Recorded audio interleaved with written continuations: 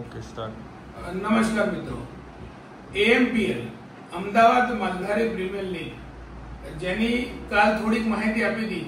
આમ તો આ માધ્યમમાં માહિતી નહીં અને આપણે પર્સનલી માહિતી આપો, પણ ઘણા બધા લોકો સુધી પહોંચવા માટે આપણે માધ્યમનો ઉપયોગ કર્યો છે કે આપણું સમાજનું નેટવર્ક લાકડીઓ તાર જે અમુક મિત્રો ભેગા થઈને ચલાવી રહ્યા છીએ કે માધ્યમનો ઉપયોગ કરીને આની માહિતી આપવા માંગીએ છીએ.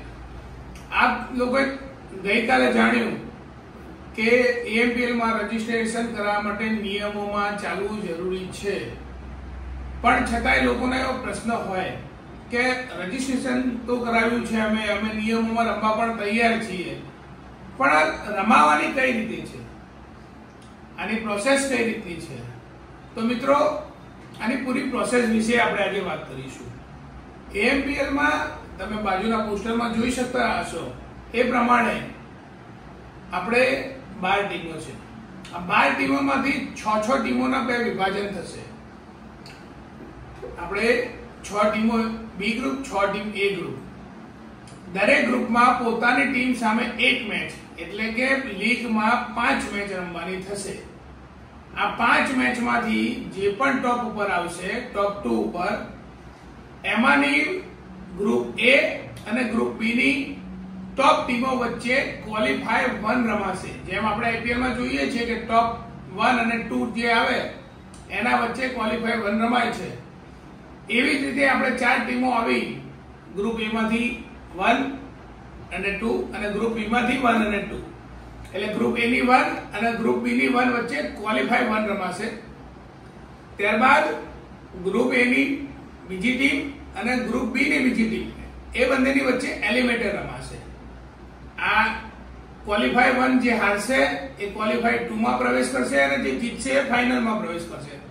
એલિમિનેટરમાં જે હારશે એ સીધું બહાર જશે અને એલિમિનેટરમાં જે જીતશે એ ક્વોલિફાય 2 માં પ્રવેશ કરશે. ત્યારબાદ ક્વોલિફાય 2 માં જીતેલી ટીમ ફાઇનલમાં પ્રવેશ કરશે. આ એક પદ્ધતિ તમને ટુર્નામેન્ટમાં 12 ટીમો છે તો કઈ રીતની છે એ સમજાવી. એ સિવાય પ્લેયર માટે આપણે ઓપ્શનમાં ટોટલ દરેક ટીમને 15 પ્લેયર લેવાનું ફરજિયાત છે. આ એ ઓપ્શન પોઈન્ટ ઓપ્શન થવાનું છે. આપણે દરેક ટીમમાં 3 player as a icon player, એટલે કે એમની ચોઇસથી, એમની મરજીથી, એમને ગમતા પ્લેયર અને પ્લેયર સાથે વાતચીત કરી અને લઈ શકે એ રીતની સિસ્ટમ રાખી છે. ઓનર અને પ્લેયરની ટર્મ કન્ડિશન ઓકે થાય, એમને ગમે, એમનો સથવારો સારો લાગે તો એ ટીમમાં સીધા જ 3 પ્લેયર જઈ શકે છે. દરેક ટીમમાં 3 પ્લેયર સીધા જશે. ત્યારબાદ આપણી જોડે આવેલ લગભગ કહી શકાય કે 300 થી વધુનું લિસ્ટ છે. આમાંથી દરેક પ્લેયરનું પોઈન્ટ બેઝ ઓપ્શન થશે. આ પોઈન્ટ બેઝ ઓપ્શનના આધારે આપણે બીજા 12 પ્લેયર દરેક ટીમે ખરીદવાના રહેશે. જે ટીમ જે પ્લેયર ઉપર જેટલા પોઈન્ટની બોલી લગાવશે, જે વધુ બોલી હશે એ ટીમમાં એ પ્લેયર રમશે. આ સિવાય ખાસ એક વસ્તુ કે તમે જે પણ પ્લેયરને 15 માં ખરીદ્યો છે એને લીગની એક મેચ રમાડવું ફરજિયાત છે. આપ શ્રીએ જે પણ પ્લેયર 15 માં ખરીદ્યો છે એને લીગની એક મેચ રમાડવું ફરજિયાત છે. એટલે 11 તો નોર્મલી રમવાના જ છે, પણ બીજા 4 જે સંપૂર્ણપણે બેન્ચ ઉપર ના બેસી રહે, એ 4 માંથી 4 ને પણ કે કોઈ પણ એકને પણ એક પણ મેચ ન મળે એવું ના થાય. કોઈ પણ પ્લેયર એક મેચ, લીગ મેચ રમવું ફરજિયાત છે.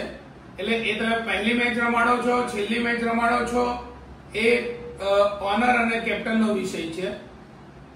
આ સાથે જે પ્લેયરોએ રજીસ્ટ્રેશન કરાવ્યું, 300 થી વધુ પ્લેયરની વાત કરી આપણે, તો 180 પ્લેયર આ મુખ્ય ટુર્નામેન્ટનો ભાગ બનશે. તો બીજા પ્લેયરનું શું? આપણે આઈપીએલમાં જોઈએ છીએ કે એ પ્લેયર અનસોલ્ડમાં હોય છે. કદાચ કોઈ ટીમને કોઈ પ્લેયર ઇન્જર થાય અથવા કોઈ કારણસર બહાર જાય તો અનસોલ્ડમાંથી પ્લેયર લઈ અને ટીમમાં રમાડે છે. જી હા, આપણે પણ એ સુવિધા છે. કદાચ કોઈ એવું કંઈક તકલીફ થાય, ઇન્જરી, ઓન ફિલ્ડ ઇન્જરી થાય તો આપણે અનસોલ્ડ વાળો વિકલ્પ આપી શકીએ છીએ. પણ અનસોલ્ડમાં તો એટલા બધા પ્લેયર છે કે લગભગ બીજી 8 ટીમો બની જાય. તો આપણે જે અનસોલ્ડ પ્લેયરે ક્રિકેટ રમવા માટે આપણા પર ભરોસો રાખી અને ફોર્મ ભર્યું છે, ફોર્મની સાથે 350 રૂપિયા પણ ભર્યા છે. આ બધા જ પ્લેયરોને ક્રિકેટ રમવાનો આનંદ મળે. કદાચિત મુખ્ય ટુર્નામેન્ટનો ભાગ ના થઈ શકે, પણ ક્રિકેટ રમવાનો આનંદ મળે એટલા માટે ઉદાહરણ તરીકે કે 88 પ્લેયર બાકી રહ્યા, તો 88 પ્લેયરોની 11 કરીને 8 ટીમ પાડવામાં આવશે. આ 8 ટીમમાં 4-4 ના 2 ગ્રુપ પાડવામાં આવશે. આ બંને ગ્રુપ 8-8 ઓવરની લીગ મેચ રમશે. 8-8 ઓવરની લીગ મેચ રમ્યા બાદ આ ગ્રુપની ટોપની ટીમો વચ્ચે ફાઇનલ મેચ રમાશે.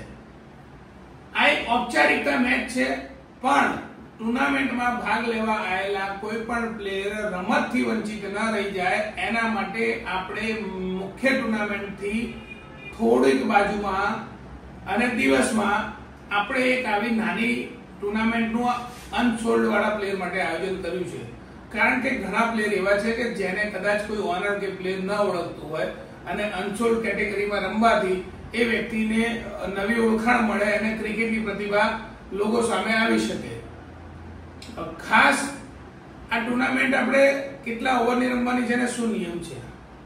વિધિવત નિયમોની વાત કરીએ છીએ તો ઓન પેપર આપણા જે મુખ્ય સદસ્યો છે જે સહયોગી પ્રક્રિયામાં છે કે જેમને એક જવાબદારીના ભાગરૂપે આપણે આપ્યું છે, એ લોકો આપણને ઓન પેપર નિયમો લખીને આપશે કે ભાઈ આ નિયમો છે અને ઓનર અને એમના 3 આઇકોન પ્લેને સબમિટ કરવામાં આવશે.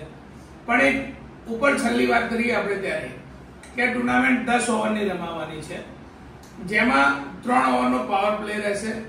એ સિવાય મુખ્ય નિયમ એવો છે કે ટુર્નામેન્ટમાં 20% વધુ માર્જિનથી આપ જીતો છો એટલે એક બોનસ પોઈન્ટ મળે છે. એટલે ટીમ જીતે છે ત્યારે 4 પોઈન્ટ મળે છે, પણ કદાચ ચેસ કરતી વખતે 8 ઓવર પહેલા ચેસ કરો છો એટલે એક બોનસ પોઈન્ટ એટલે કે ટોટલ 5 પોઈન્ટ મળે છે.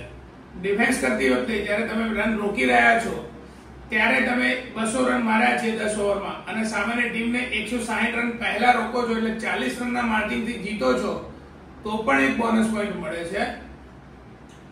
આ ખાસિયત એના માટે છે કે આપણી ટુર્નામેન્ટમાં કદાચ કોઈ મેચ એક તરફી થાય તો એ ટીમ સામેવાળી ટીમ પણ એને જલ્દીથી જીતવા માટેનો પ્રયત્ન કરે.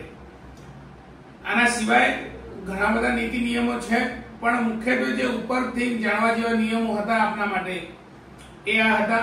અને આપણે વિડીયો માધ્યમથી અવારનવાર લાકડીઓતા ડિજિટલના માધ્યમથી જ અવારનવાર ટુર્નામેન્ટના આગળની જે પણ ગતિવિધિ હશે એ આપની સમક્ષ મૂકતા રહીશું. આ વિડીયો જોતા રહો, લાકડીઓતાને જોતા રહેજો. ટુર્નામેન્ટ સંદર્ભે આપને સૂચના મળતી રહેશે. ખાસ કે સારી ટુર્નામેન્ટનું આયોજન થતું હોય ત્યાં દરેક રીતે સ્પોન્સર પણ આવકાર્ય હોય છે અને એમની આપણે જરૂરિયાત પણ હોય છે. તો આપ શ્રી પોતે કોઈ સ્પોન્સર થવા માંગતા હોય અથવા આપની નજરમાં કોઈ સ્પોન્સરશિપ આપી શકે એવી કોઈ કંપની કે કોઈ વ્યક્તિ હોય તો અમારો અવશ્ય સંપર્ક કરજો. અમે આપના સહયોગના અભિલાષી છીએ.